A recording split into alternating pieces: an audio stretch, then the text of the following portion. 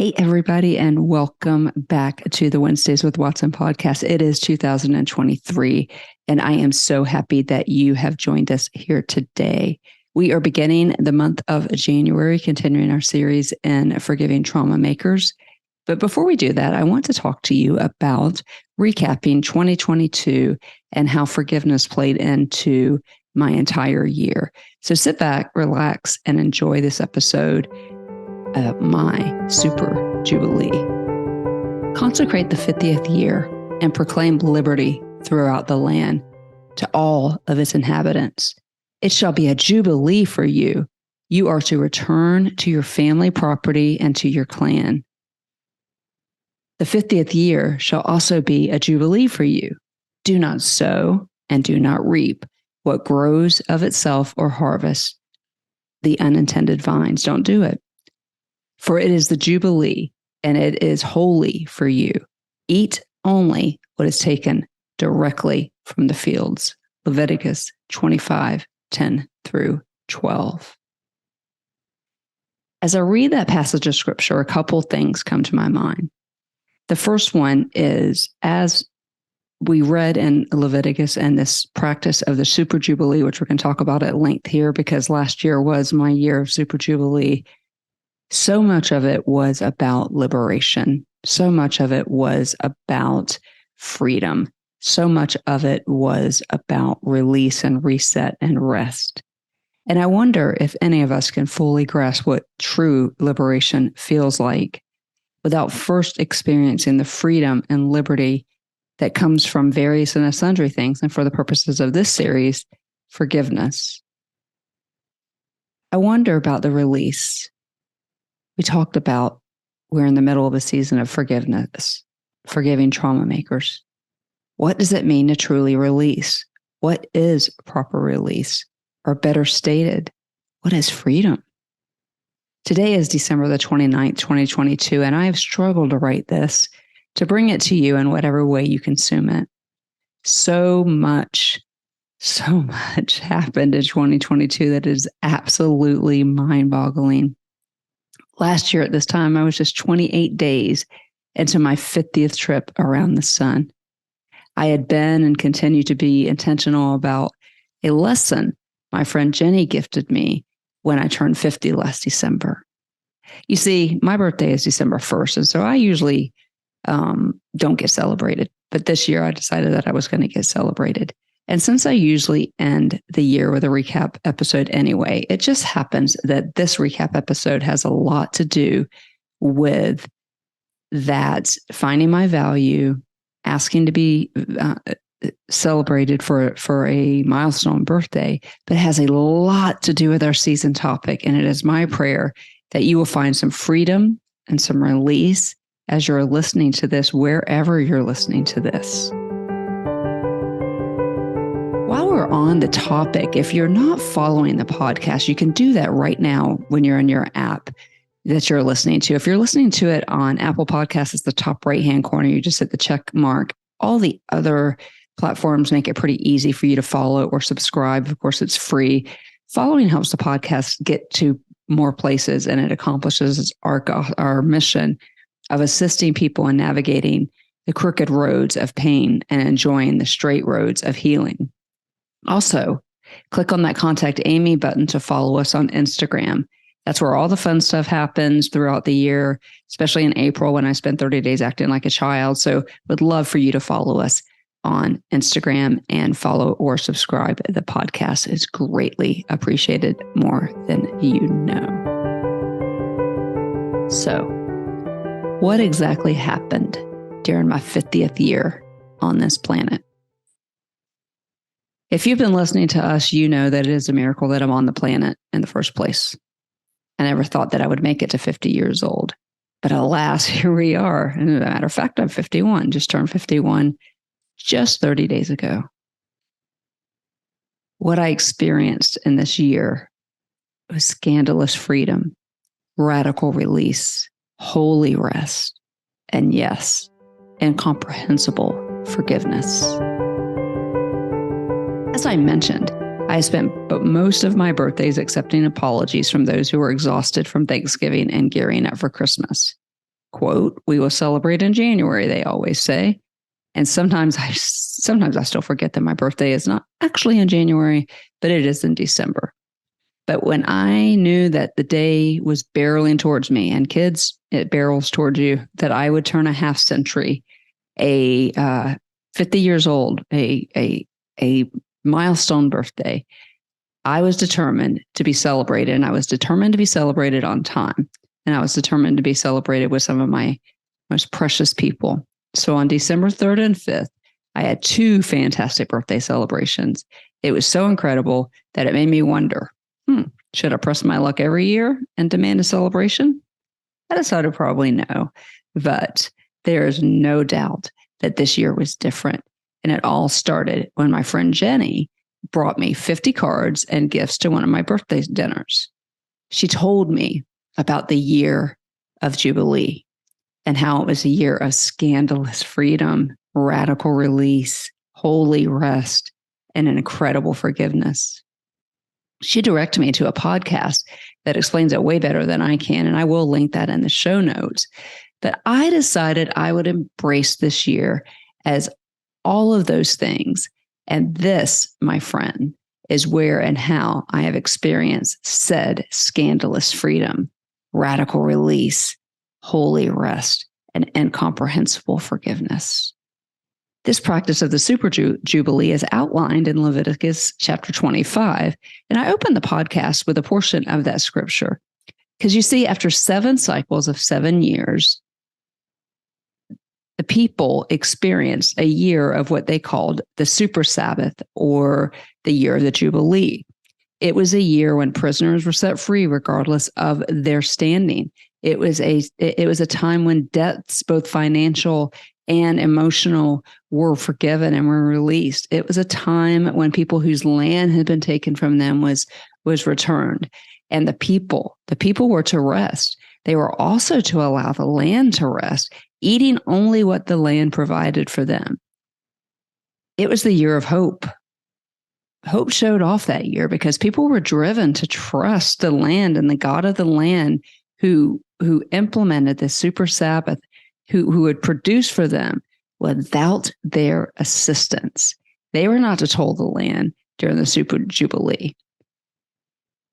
And I want to stop right there for a second. And I didn't originally write this, but I have to say that for those of us who are PTSD patients and anybody who's been through trauma, and really anybody, period, we have this illusion of control that we supply our own needs. And so I can't help but wonder what it must have been like, because it's pretty impractical, right? And you'll hear more in this episode, to implement a proper Jubilee in today's society. But I can't imagine being commanded not to toil the land, because that was where food came from and sustenance came from. And they just had to trust that the land too needed to rest and that it was going to give them what they needed. And so that's still a little bit mind-blowing to me, and something I'm taking into 2023 is what kind of trust and faith, what kind of Hebrews chapter 11 trust and faith that those people must have had. And I'm sure there are some people who toiled the land and they weren't supposed to, but man, can you just imagine a full year where you've been commanded to rest? Just rest. Like today, though, back then, families were estranged and they were to return to their clan. And they no doubt needed to make some things right. They were driven, obviously, like I just talked about, to be trusted, to trust God, not only for their provision, but that they would be accepted when they returned to their clan. Forgiveness was not only necessary, but it was essential during the year of Super Jubilee when they returned to their clan. They had to forgive, even if it wasn't extended to them. Forgiveness was a big, big part of the Jubilee, guys. Forgiveness of both financial debt. Can you imagine somebody telling you there will be a year in your life where all of your debt will be forgiven? All your financial debt, your mortgage is paid, your car payment is paid, any money that you owe to friends, credit cards, all that. There will be a year after 7 cycles of 7 years when all of that is released. Can you even imagine that right now? That's the kind of freedom that the Super Jubilee brought. And the same was true if relationships were restored and people that had ought against each other and forgiveness was given during the year of the Super Jubilee. People who were guilty of crimes were let go. Rights were made wrong. Land was returned. It was an amazing year. And I tried my best to live my best Western civilization 2022 version of it. I always thought I was okay in the trust department, but this year challenged that, and forgiveness has been part of my Super Jubilee story. I really thought I was good on the forgiveness thing.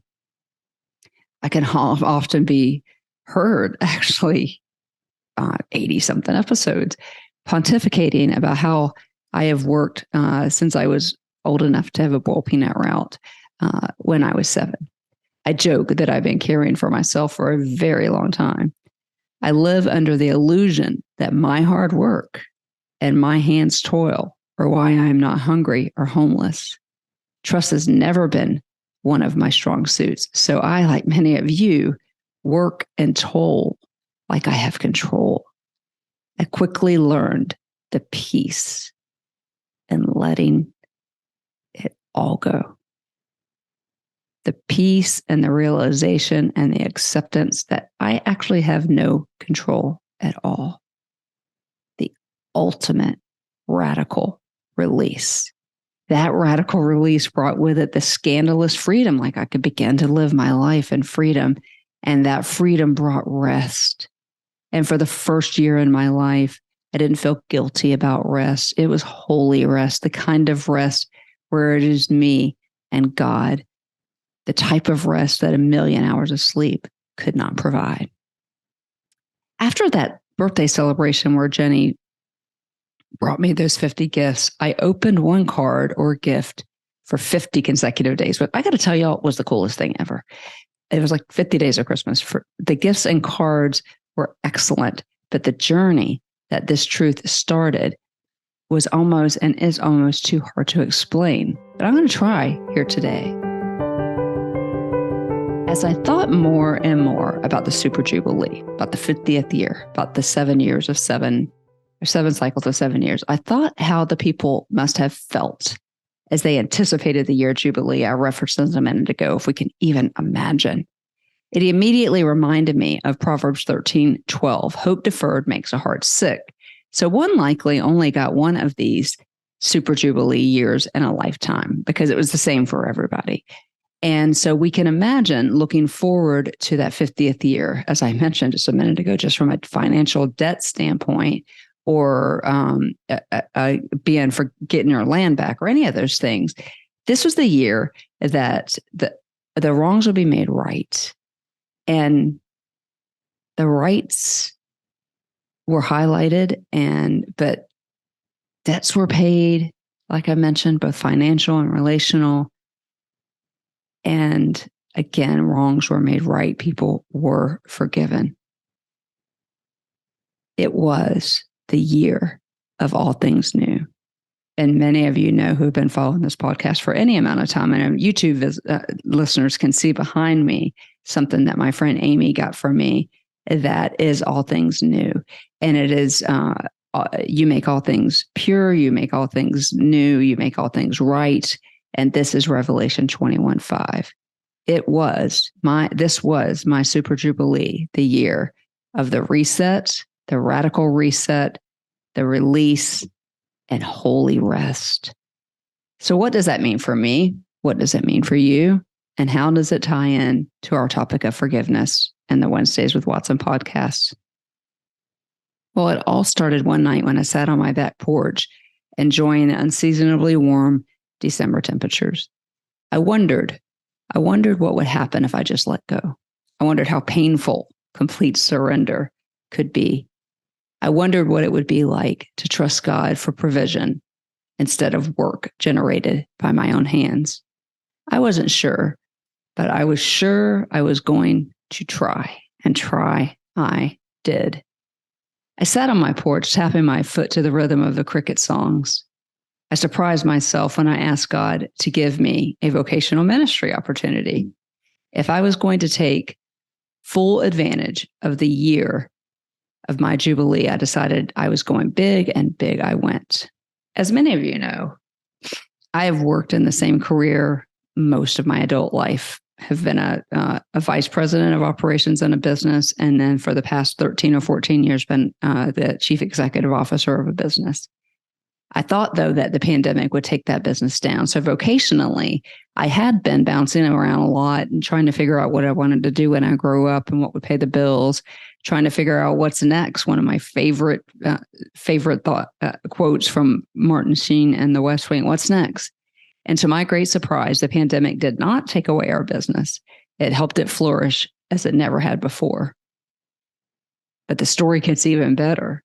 One of the reasons I was so excited about my Super Jubilee was the promise of starting over and claiming the phrase I love so much, and you see behind me on YouTube, all things new, Revelation 21:5.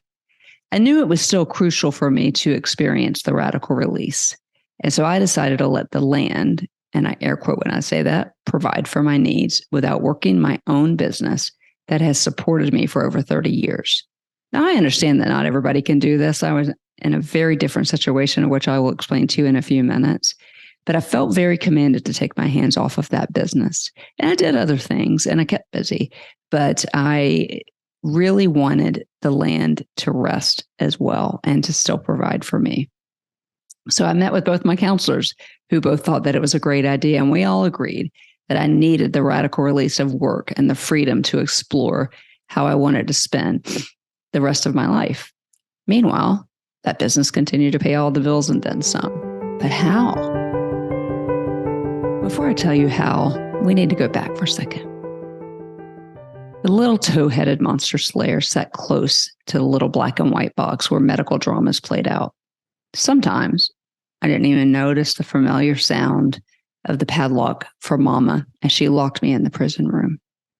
I dreamt of a time when I grew up and I would work as a doctor, saving lives and enjoying significant discoveries that would change the medical field.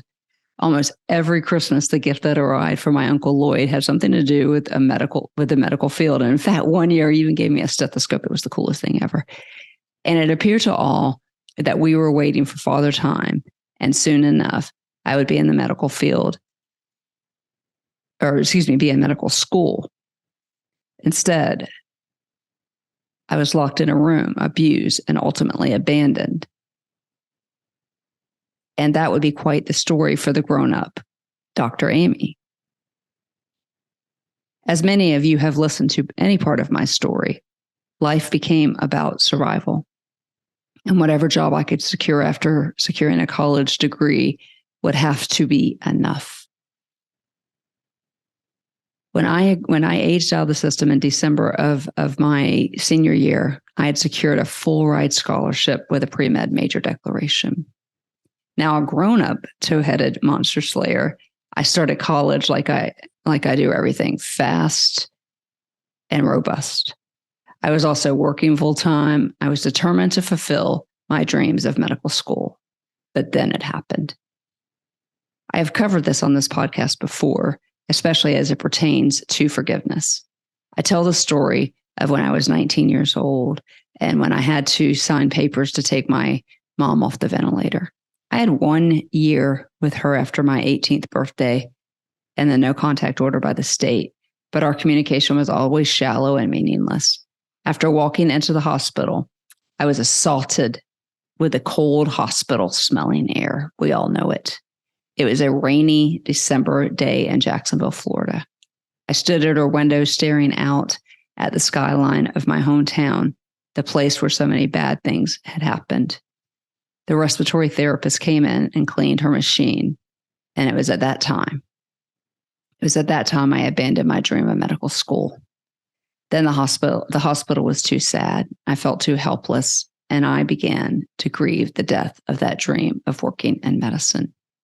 Too late to change my major, I finished that bachelor's degree, never planning on using it or walking into another hospital again. Mom died 50 minutes off that ventilator, and I never told her I forgave her.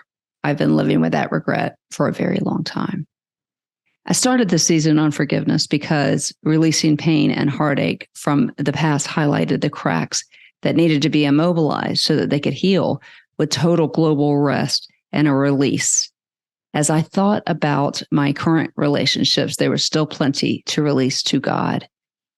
My business wasn't the only thing that I needed to surrender to the great God of the year of the Jubilee. In some ways, I returned to the, quote, land that was mine at times and attempted to return to my clan. And then I remembered we still live in a broken world. But returning to my clan allowed me to dive deep into forgiveness. I also got hurt deeply by forgiveness not being reciprocated. This isn't how the year of the Super Jubilee worked, right? All is to be made new. And while in the end, my definition of new and well, the word well, changed dramatically as I both sought forgiveness and gave it too. I am in awe of how God has held that pain, collected every tear, and is continuing to bind up my broken heart. He is returning healing of the pain of much that had been taken from me. I don't know what it was like for people of the Bible when they returned to their clan. I'm sure it didn't always go well, even though this was to be the year of the radical release. I am grateful for the hyper focus, though, on all things new and chasing dreams and trusting God. But make no mistake, it hasn't always been heartwarming, and some things won't be redeemed until we see Jesus. But the year of my Super Jubilee helped me pay attention. Here's the thing, I want to pause here. Helped me pay attention to the God of the universe. I hadn't realized how much I ignored him with my actions while proclaiming him with my words. As the year started, we began to see record-breaking numbers for the land that had been toiled for so long, 30 years to be exact. While I stuck with my commitment to leave it and trust God, paychecks kept coming, and I continued to pray about what would be next for me. What should I put my hand to moving forward for the rest of my life? Would I return to my business after this year of my Super Jubilee? There seemed to be no reason for me to touch it. God provided leadership of the business through my current business partner, Chrissy, and through one of my dearest friends who I've known for over 30 years. At the time of this recording, my involvement in that business was minimal, only getting involved if asked. And every day of the year of the Super Jubilee, there was provision. Didn't go hungry once, didn't worry about paying mortgages once, bills once, nothing once. And I realized that this will not be everybody's story, but this is the story that God told during my year of Super Jubilee. Because even though I never touched a toil of the land, God provided just like he said he would. Radical release, guys. Scandalous freedom. Incomprehensible forgiveness. Finally, holy, set apart rest. Holy rest is a different kind of rest. Until experience, it is difficult to explain. Holy rest is set apart rest with a specific purpose. As my mind and my body calmed down, my brain felt less foggy, and suddenly I began to remember those medical dreams.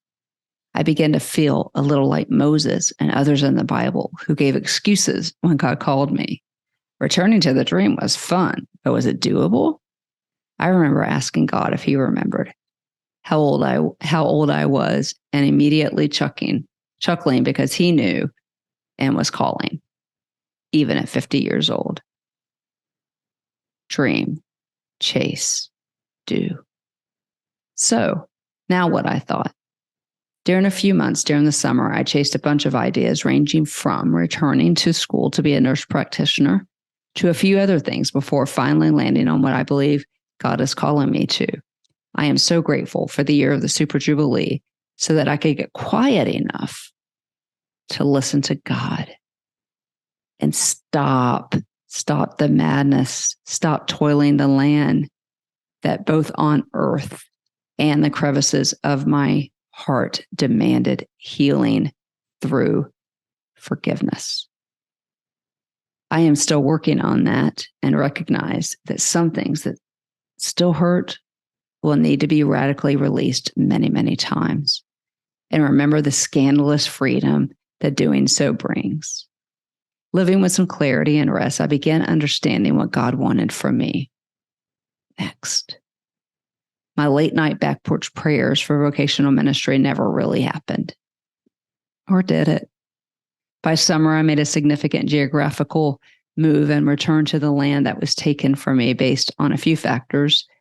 While leaving Clearwater for a season was the best thing at the time, it was time to go home. In early July, I moved south and closer to that big church on the corner I often refer to, and the people of that church that comes with it. The move brought many answers to the what's next questions as I continued to chase my dreams. Having the freedom to explore a new career was not something I had when I was 18. And now, at 51 years old, or at that point 50, the world is suddenly my oyster, and I could pick anything I wanted to do and go for it. I won't bore you with the stories of where I went from considering leaving the state to attend school to where I finally landed, but it is simply stunning and honestly more than I ever wanted as I embraced the year of the Super Jubilee.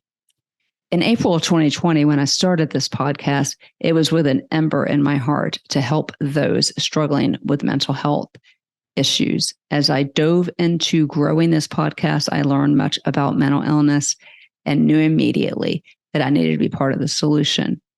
I began making phone calls, and before I knew it, found myself in a training class for a behavioral health technician at a local hospital. So now 3 times a week, I am assaulted by cold hospital smelling air. It still smells and feels a whole lot like redemption, though. It feels like the redemption of all the things. It is the redemption of all of the years. I can't share much about what I do at the hospital because of HIPAA rules and privacy concerns. However, I can share with you how I feel when I put the badge on in the morning and when I walk into the room of a patient who is staring blankly at me or sometimes is screaming at me. The feeling of elation, unworthiness, and still a complete shock that God would wake up a 45-year-old dream. Dovetailing off of working directly with mental health patients in an acute inpatient setting, I have also had the opportunity to work in the emergency department, where arguably some people are having the worst days of their lives. I get to see them at their worst before they land in a behavioral health facility. I see them at their worst, and I'm getting the opportunity to learn so that as life continues to plug on and you finish listening to this podcast, you'll know what's next. I get to take them warm blankets, which is actually one of my favorite things to do, and ginger ale. I get to remind them when the medicine has made them forget why they're in the hospital and why they matter. I get to tell them they matter as much as I want, and they argue back that they don't. I see the tears well up in their eyes when I tell them that they are worth the fight and that I am there to fight for them. My Super Jubilee has been like Christmas morning all year long, lasting long after I finished those 50 cards and gifts that my friend Jenny gave me. The journey of radical release and scandalous freedom has changed my life forever.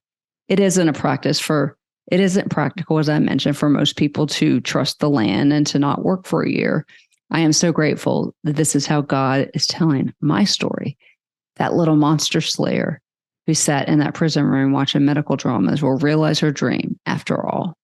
As of the recording of this podcast, I am 2 weeks away from starting my doctorate degree. It looks a little different than a medical doctor, but my heart is full as I seek formal education in trauma and community care.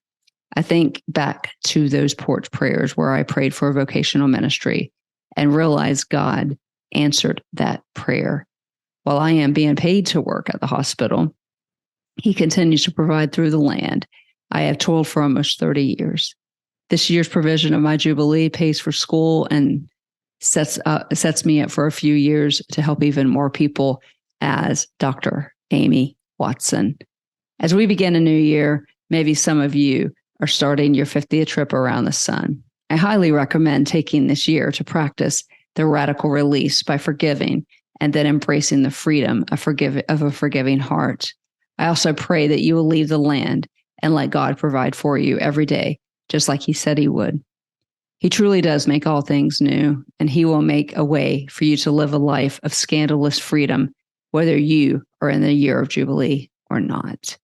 As for this little project, the Wednesdays with Watson podcast, we will continue our mission here, and it will continue to grow as I grow and as I learn. Come and stay with us for the journey, and may you know the peace of God of the year of the Super Jubilee. And here is a secret. You don't have to wait for yours to experience a life-altering power of the radical release. May it give you holy rest. Well, guys, thank you for hanging with me as I shared with you my recap of 2022 and the year of the Super Jubilee.